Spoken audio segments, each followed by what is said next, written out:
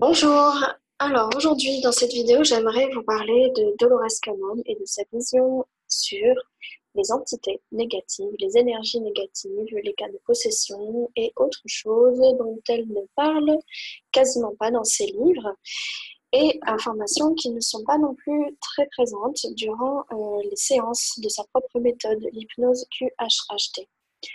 Donc, j'aimerais en fait vous expliquer sa vision des choses et comment elle voit ce sujet-là. Pourquoi aussi elle n'en parle pas et voilà, surtout expliquer ça. J'aimerais aussi vous donner mon avis personnel en tant que praticienne par rapport à ma propre expérience. Alors, toutes ces informations, je les ai tirées du forum, en fait, du forum américain des praticiens et de ce qu'elle a écrit à ces praticiens de son vivant, en fait, à ce sujet, dans le forum.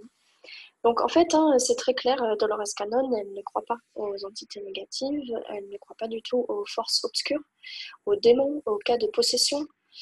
Et en fait, dans sa carrière, durant ses 45 années de pratique, elle n'en a pas rencontré une seule fois. Voilà. Donc déjà, ça, pour elle, c'est un argument validant qui montre que si ça existait, elle en aurait entendu parler durant les dizaines de milliers de séances qu'elle a fait. La dizaine de milliers de séances qu'elle a fait au total. Aussi, elle estime que la conscience supérieure, ce qu'elle appelle, elle, le subconscient, aurait parlé de ça, en fait, si ça existait. Voilà.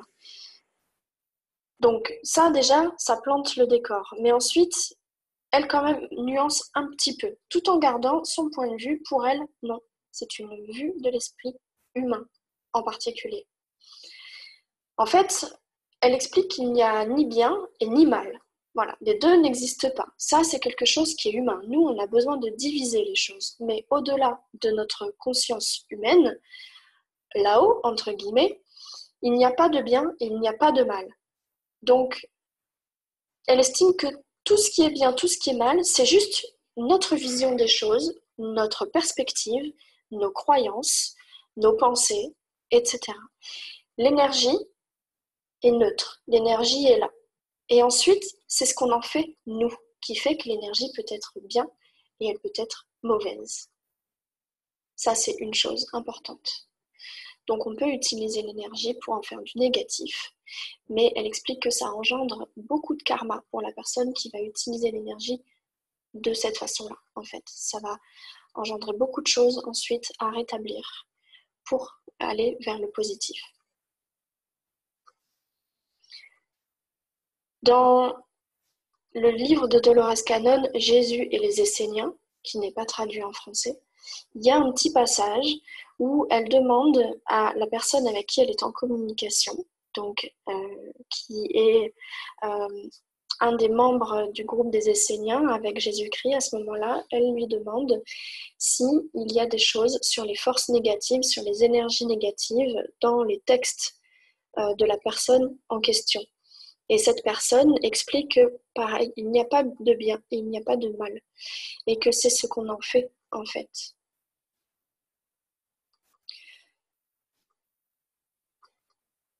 Aussi, je reviendrai sur ce passage de Jésus et les Esséniens, en fait, parce qu'il parle d'autre chose. Elle explique aussi par rapport aux extraterrestres qu'en 25 années de travail avec les extraterrestres, parce que Dolores Cannon était vraiment concentrée sur les extraterrestres en particulier, c'est sa spécialité. Donc, elle explique que pendant les 25 années de travail avec les extraterrestres, à travers l'outil de l'hypnose, hein, toujours, elle n'a jamais entendu parler de choses négatives. Et que les IT, entre guillemets, les extraterrestres, en fait, sont tenus à une règle stricte qui les empêche de faire du mal aux humains. Et oui, ça, elle y tient dur comme fer. C'est son argument. Alors je dis ça, je ne dis pas qu'elle a tort ou qu'elle a raison. Là, je veux surtout vraiment faire cette petite vidéo. C'est vraiment une sorte de expliquer son point de vue à elle. Voilà, je vous explique ça et vous faites votre choix. Ensuite, hein, vous verrez ce qui vous parle, ce qui ne vous parle pas. Je ne cherche pas à créer un débat, est-ce que les énergies négatives existent ou pas. Je cherche vraiment juste à donner le point de vue de Dolores Cannon, qui est quand même une chercheuse dans le domaine de la métaphysique pendant presque 50 ans. Donc son point de vue est très intéressant. Donc elle explique que les extraterrestres ne sont pas négatifs dans le sens où en fait il y a une règle stricte qui les empêche de s'attaquer aux humains, de leur faire du mal. Toutefois, ce que les humains voient comme négatif n'est que leur perception limitée. Et ça, je cite la phrase. Donc ça revient à ce que je disais tout à l'heure. Ce que nous, on juge de négatif, c'est au travers de notre propre regard. Voilà. Aussi, l'humain qui va opérer avec les extraterrestres donne toujours sa permission, consciemment ou inconsciemment, et ça fait partie du contrat qui a été établi avant l'incarnation. Voilà. Donc il y a consentement, très souvent inconsciemment bien sûr. Et ça, elle en parle dans le livre Les Gardiens, qui vient tout juste de paraître en français aux éditions Ariane et que vous pouvez trouver sur Amazon. Il est sorti il y a quelques jours seulement et il parle justement de tout son travail avec les extraterrestres et notamment de beaucoup de choses en lien avec le consentement, la permission, ne pas faire du mal aux humains, etc. Donc ça peut éventuellement apporter des informations sur toutes ces idées qu'on peut avoir d'extraterrestres négatifs qui veulent nous tuer, etc. Dolores Cannon n'est pas du tout dans cette optique-là, de parler d'extraterrestres à ce niveau-là, simplement parce qu'elle n'a pas reçu les informations dans ce sens-là. Et encore une fois, elle a travaillé avec eux pendant 25 années. Elle explique aussi que les humains et chaque personne est protégée par un champ magnétique, par des forces, etc., par nos guides. On est très très protégés. Donc, ça empêche d'autres énergies, d'autres âmes de s'attacher à nous. Donc, elle estime aussi que la possession n'existe pas. C'est là où je reviens à l'extrait de Jésus et les Esséniens. C'est un tout petit extrait de quelques lignes que j'ai publié sur ma page Facebook et vous aurez en dessous de la vidéo le lien vers ma page Facebook.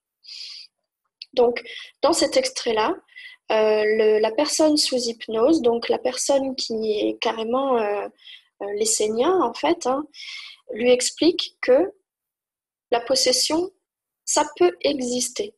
Dans quelques rares cas, ça existe dans deux situations. Quand la personne l'autorise, parce que elle est ouverte à tout ça en fait, ou alors quand la personne ne veut tellement plus être dans son corps qu'elle l'a quitté en quelque sorte, ce qui laisse la porte ouverte à d'autres énergies. Voilà. Et donc n'importe lesquelles peuvent rentrer. Aussi, nos guides s'assurent que tout ça, ça n'arrive pas. Ils sont là pour nous protéger tout le temps. Tout le temps. Donc on peut être influencé consciemment et inconsciemment. Il faut trouver d'où ça vient, influencé par ces énergies. Il faut trouver d'où ça vient. Voilà. Elle explique aussi que certaines personnes ont de basses énergies. Voilà, il y a des gens qui, comme on dit, vibrent plus bas que d'autres. Et ce sont des personnes qui, sans le savoir, vont aller chercher les bonnes énergies chez les autres, vont aller absorber les énergies chez ceux qui vibrent un peu plus haut. Et tout simplement parce qu'ils en ont besoin. Voilà. Donc après, qu'est-ce qui est négatif, qu'est-ce qui ne l'est pas? Elle conseille de toute façon d'apprendre à se protéger. Par exemple, quand on va dans un centre commercial ou dans la rue ou n'importe où, quand il y a du monde dans la foule, elle conseille de vraiment visualiser ce bouclier psychique. Ça peut être n'importe quoi, ça peut être une bulle de lumière, une pyramide, tout ce que vous voulez autour de vous pour vous protéger. Voilà, pour éviter justement que ces personnes absorbent votre propre énergie. Aussi, elle parle des âmes qui ont vécu des vies violentes ou des vies difficiles, qui sont mortes de vies violentes ou difficiles. Certaines de ces âmes, en fait, restent là après leur mort et ne se rendent pas compte qu'ils sont morts. Donc, ils traînent, en fait. Ils traînent dans le coin, carrément.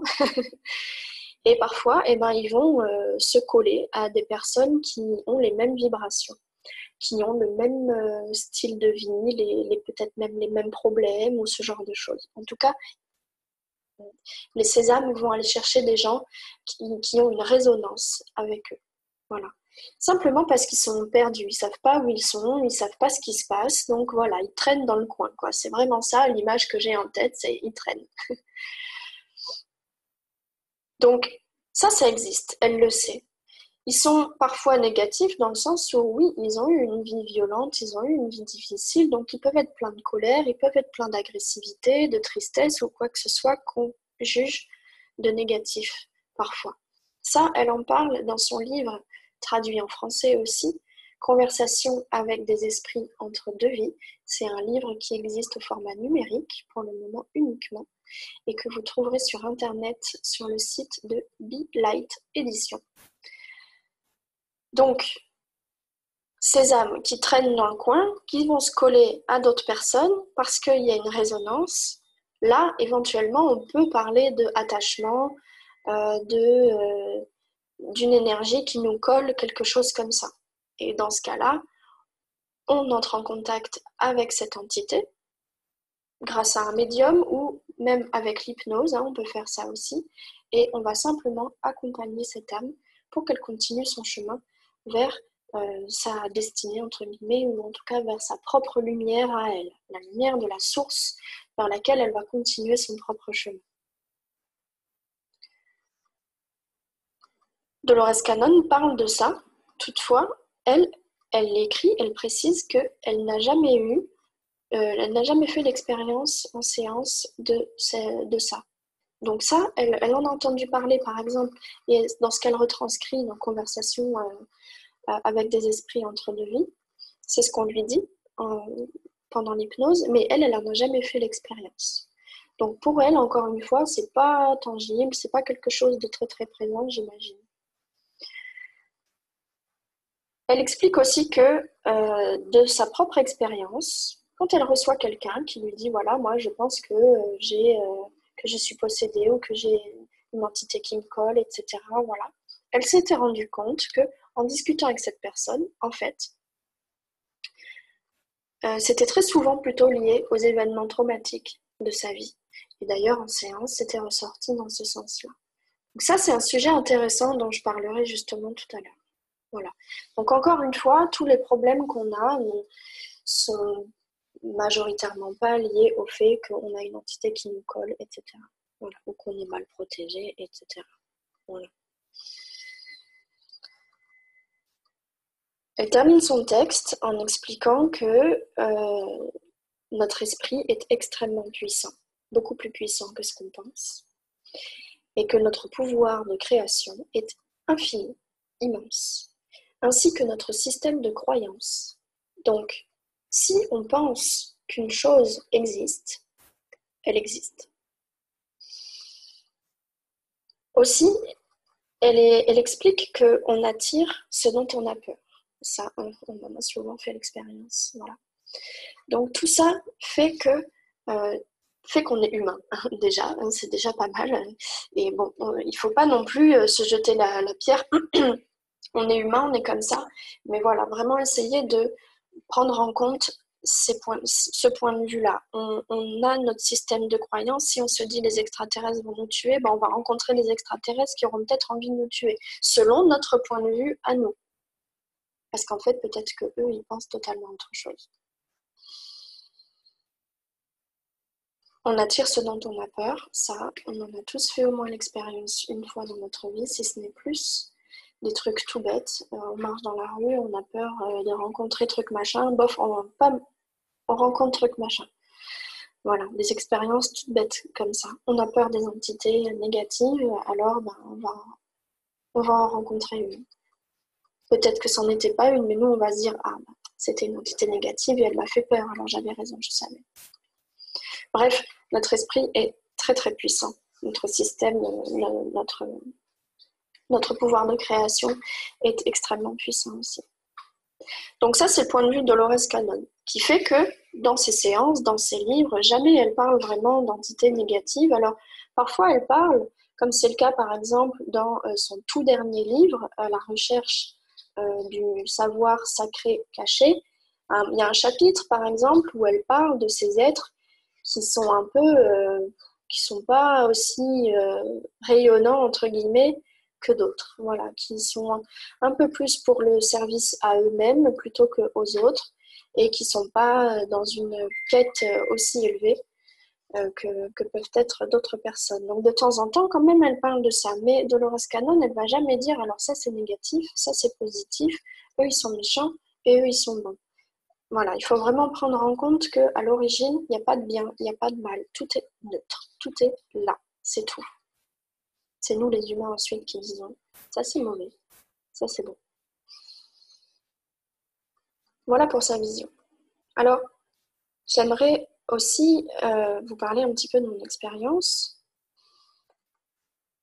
Au tout début de ma pratique en tant que praticienne d'hypnose QHHT, il m'est arrivé deux séances particulières. Donc, la première séance, tout se passe bien, etc. Et puis au moment de contacter la conscience supérieure de la personne, une autre entité arrive. Ça se reconnaît facilement parce que cette entité-là n'était pas super sympa et elle n'avait pas forcément envie d'aider ma cliente, elle avait envie de s'aider elle-même. Donc on sait tout de suite que c'est pas la conscience supérieure. Donc j'ai demandé à qui je m'adressais et là, cette entité, toujours pas très sympa, mais bon, pas non plus insultante, voilà, c'est comme quelqu'un qui n'est pas agréable, quoi, c'est tout. Et là, cette entité, au bout d'un moment, m'a dit « aide-moi, aide-moi ». D'accord. Alors moi, j'étais pas du tout préparée à ça, puisque justement, Dolores Cannon nous parle très très peu de ce genre de choses. Donc, comme j'avais des notions sur le passage d'âme, j'ai accompagné cette âme pour passer là où elle doit aller, de l'autre côté, continuer son chemin. Voilà. Déjà, une surprise pour moi, et une remise en question aussi, bien sûr.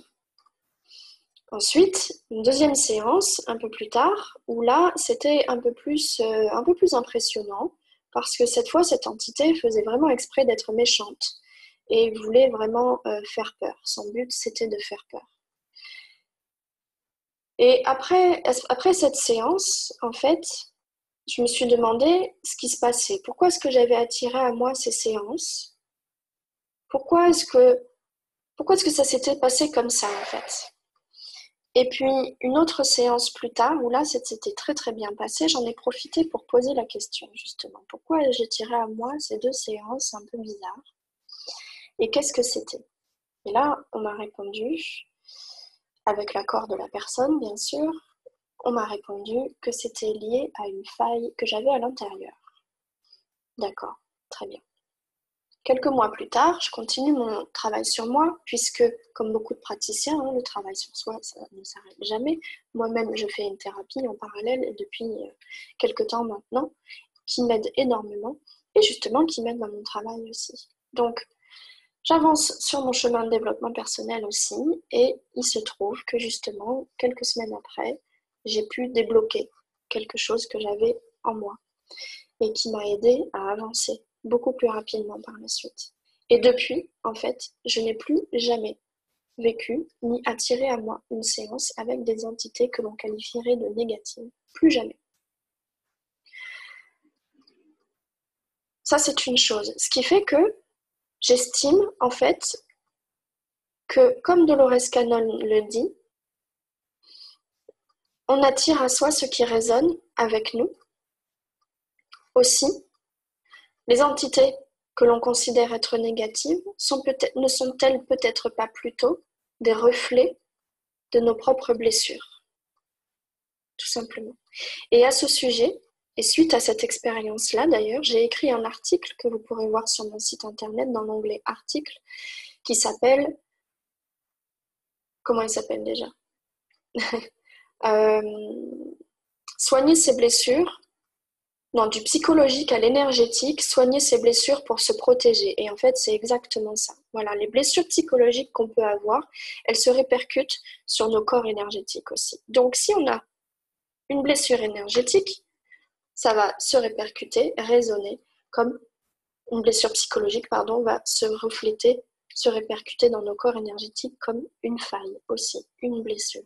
Et qui peut attirer ce qui résonne avec, selon le point de vue humain, selon mes croyances inconscientes, etc. Donc en ça, je suis vraiment d'accord avec Dolores Cannon sur ce point de vue-là, parce que c'est mon expérience aussi. Toutefois, quand Dolores Cannon dit qu'elle, elle n'a jamais eu le cas d'entités qui traînaient comme ça et qui se sont collées à des gens, il se trouve que j'en ai eu. C'est pas forcément des entités négatives, ce sont des entités qui sont là parce qu'elles traînent, parce qu'elles savent pas où elles sont et qu'elles profitent de la séance, qu'elles profitent de mon aide pour pouvoir continuer leur chemin de l'autre côté. C'est un passage d'âme, en fait, c'est tout. Voilà. Mais il n'y a pas de jugement. Et quand en séance, je reçois une personne qui amène avec elle une entité, il n'y a aucun jugement. Aucun jugement pour la personne et aucun jugement pour l'entité. Je traite l'entité comme un frère ou une sœur de lumière. C'est tout, comme nous le sommes tous. Et si cette entité est grognon, agressive ou quoi que ce soit, c'est tout de même un frère ou une sœur de lumière. Cependant, ça arrive assez rarement. Et ces entités sont surtout là pour profiter de notre aide, nous les humains, pour les faire passer. On s'entraide tous à tous les niveaux. Okay. Les humains, nous, on n'est pas isolés tout seuls. Là. On a l'impression qu'on est isolés tout seuls, mais en fait, on travaille tous ensemble. Et on travaille à aider à faire passer les âmes qui traînent, et à alléger le niveau vibratoire, à faire avancer les choses, etc. On travaille aussi au niveau énergétique en tant qu'humain. Bon, je m'emporte un peu. Donc, ce que je voulais dire par rapport à mon expérience, c'est que ça, voilà, c'est une fois qu'on a travaillé sur ces failles, on n'attire plus à soi des énergies comme ça, des énergies qui veulent nous faire peur parce qu'elles les appuient là où ça fait mal, en fait, tout simplement. C'est tout, parce que ça les amuse et parce qu'elles aiment bien ça. Parce que c'est leur raison d'être à elles pour le moment. Dans le livre Jésus et les Esséniens, toujours dans le petit extrait dont je parlais tout à l'heure, l'entité qui parle explique que ces âmes, en fait, elles sont aussi en évolution. Même si aujourd'hui elles sont négatives, elles sont aussi en évolution. Et j'ai eu en séance ce type d'exemple où des personnes vont vivre des vies dites négatives et en fait au fur et à mesure de la réincarnation ou d'autres incarnations ailleurs sur d'autres plans, ces personnes-là évoluent et petit à petit s'approchent de ce qui résonne avec leur propre cœur, sachant que dans notre cœur, on a tous de la lumière. Même ceux qui se disent être les plus sombres du monde entier. Tous de la lumière. Voilà. Que dire d'autre ? Je crois que c'était tout. Je voulais vraiment parler de ce sujet qui fait débat, qui est polémique. Dans les séances d'hypnose QHHT et dans les séances que je fais en hypnose de reconnexion spirituelle, on ne va pas chercher ces entités dites négatives. On va chercher la lumière, l'amour, ce qui est bon pour la personne et ce qui va l'aider. Voilà. Donc après, il faut aussi choisir son camp, en fait. C'est comme vous le sentez. Il y a des gens qui vont être attirés pour le moment par ce qui est dit négatif. Ok, chacun son chemin. Si pour le moment, il faut que vous alliez de ce côté-là pour voir ce qui se passe, pour voir ce qu'on en dit, très bien, allez-y, allez-y. Moi-même, je me suis intéressée à ça. Il faut savoir certaines choses qui peuvent se passer, etc. Et ensuite faire son discernement. Après, voir ce qui vous importe vraiment. Personnellement, j'ai choisi d'aller, entre guillemets, vers la lumière. C'est beaucoup plus intéressant. Ça aide les gens. Et il y a un but. Et ça donne une raison d'être. Voilà, ça rassure, ça donne confiance. Et ça, c'est très important. Voilà, j'espère pour avoir vraiment dit tout ce qu'il fallait à ce sujet. Dolores Cannon vraiment parle très très peu de tout ça. Je vous ai dit tout ce qu'elle a dit à ce sujet-là. Elle ne va pas plus loin. Je pense qu'elle-même a clairement choisi son camp en fait et qu'elle n'a pas envie de s'encombrer de ce qu'on appelle négatif ou pas. Hop, elle va chercher les infos dont elle a besoin. Elle est là pour aider les gens et point barre. C'est tout. Et j'avoue être aussi dans cette optique-là. Mais encore une fois, il faut savoir ce qui se passe. Il faut savoir ce qu'on appelle négatif, jusqu'où ça peut aller, etc. Tout en se préservant. Attention. Voilà. Préservez-vous, faites votre choix, prenez ce qui résonne avec vous, ce qui ne vous parle pas, vous le laissez de côté, peut-être qu'un jour ça vous parlera, ou peut-être que jamais, on s'en fiche, c'est pas grave. Je ne veux pas créer débat, comme je vous disais tout à l'heure, je veux surtout retransmettre le point de vue de Dolores Cannon, qui est mon mentor et qui est un personnage incroyable et excessivement riche de connaissances, dont les livres sont en train d'être traduits au fur et à mesure en français et c'est génial. Je vous souhaite de tous les lire. Il y en a déjà 4 pour le moment à ce jour qui sont publiés en français. Les 3 vagues de volontaires, Les jardiniers de la terre, Les gardiens, Conversation avec des esprits entre deux vies en numérique. Voilà. Merci à vous et à bientôt.